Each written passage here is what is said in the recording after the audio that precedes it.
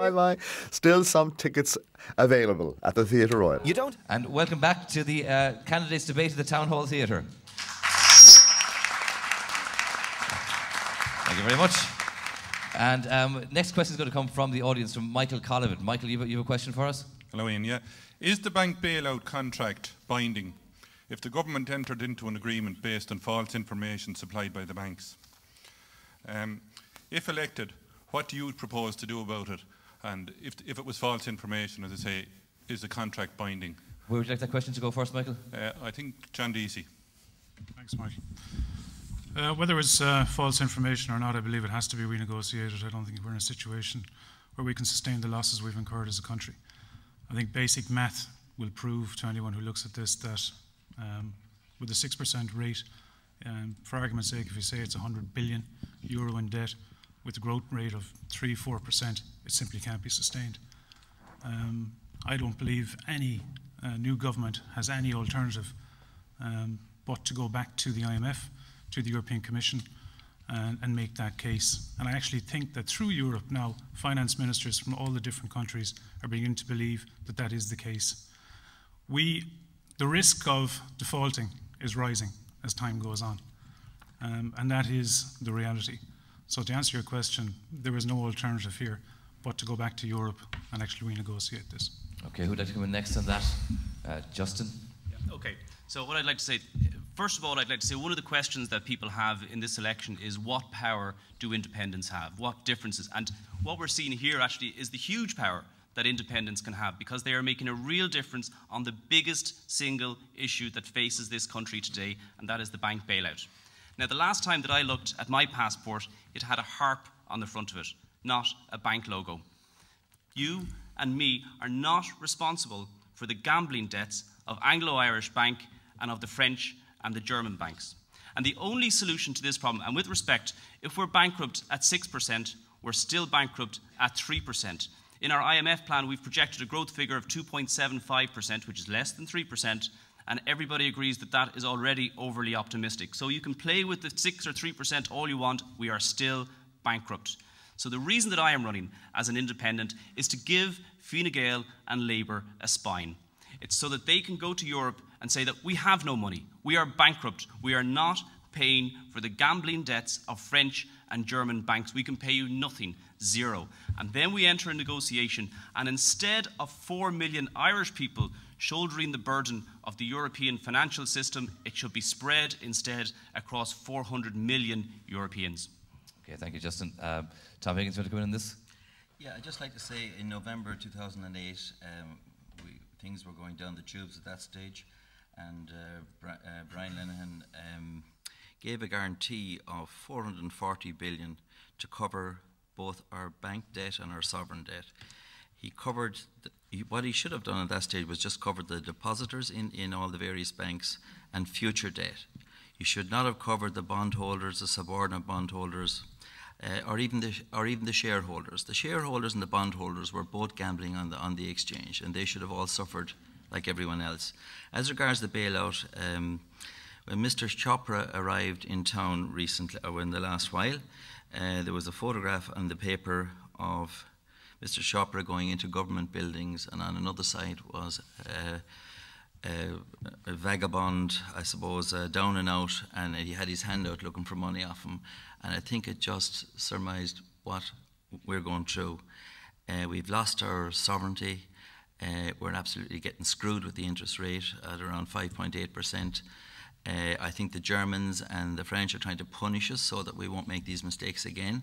And they're also trying to keep the pigs quiet, if you know what I mean, Portugal, Italy, Greece and Spain. So they're giving us such a bad deal so that the Spanish and all these people will be afraid to nearly ask for a bailout. Okay, Brendan, can you bring in this, because obviously it was the Fianna Fáil government and the Greens as well, because you were involved in doing this deal as well, Jody, who made this decision. Do you stand over it still, Brendan? The decision that was made on that fateful night in September 2008 was taken based on the advice that was given to the government from the financial regulator and from the central bank. And as we discovered afterwards, that information was not correct, but they acted based on the information that they were given.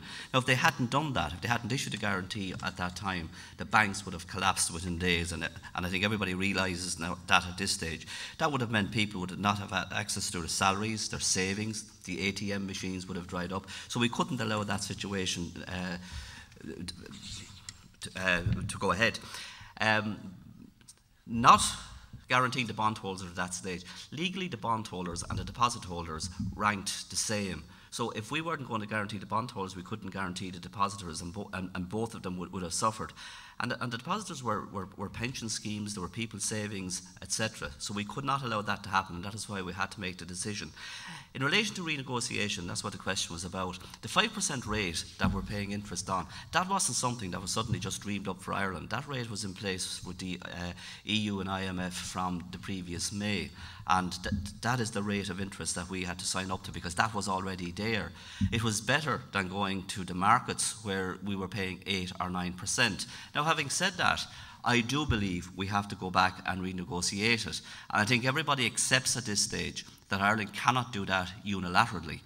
We have to go back with our other EU partners and renegotiate it. But I think that whoever is in government, and we all know it's highly unlikely it's going to be us, I think that has to be renegotiated. Thanks, Brendan, for the first smile of the evening as well. Fair dues to you on that. Ciara Conway, to bring you in on that question. Yeah. Michael, the answers you're getting so far, are you happy with what you're getting in terms of the answers? Well, my question was, is the contract binding? Okay. Because it was entered into on false information, so, yeah. Is it null and void? So on that aspect, perhaps, Ciara, would you well, I'm no expert in contract law, but it sounds to me like we were sold a wolf in sheep's clothing. There's no doubt about that. And it's worth pointing out that in 2008, on that fateful day when the banking guarantee was brought in the Dáil, the Labour Party were the only party in the Dáil who voted against it. And I think it's worth remembering that we got it right based on the information that was available to us at the time. I suppose what we're saying is that, like all the other parties, that we do believe that the interest rate needs to be renegotiated, because the way it is currently, we are a country that is now trying to be responsible, and we're being penalised for it. You know, I mean, there's figures that have been calculated that for every child that's born in Ireland, there's a burden of €40,000 on their back. That is an incredible amount of money for every child that will be born in this country. And as a young mother and as a young person in this country, that's something that just cannot be allowed to continue. So the IMF-EU deal must be renegotiated. And I just would like to say as well that Labour are seeking to ensure that the burden sharing will be rested on the bondholders' backs. But it's also, the other thing is that when we were told about this banking bailout, we were sold this deal on the premise that they would allow funding be available to small and medium-sized enterprises, to credit to flow again. That did not happen. The Labour Party will ensure that that will happen. Okay, Ciara, I'm going to cut in here to give Jody. To give Jody Power from the Green Party. Green Party, of course, obviously in government up until now, were in there on that deal being done. Do you think we were sold a pup? Under the circumstances, yes, we didn't have the proper information, we didn't have the right information, we didn't have the true information that was there. We have a situation, we've inherited a situation, and as we found out now, it's a lot worse than what we thought. But we're part of a free market economy, we're part of a European economy, we're part of a world economy, and our biggest thing is exports. So we are dependent on our relationships with other people in the European Union and the global world out there.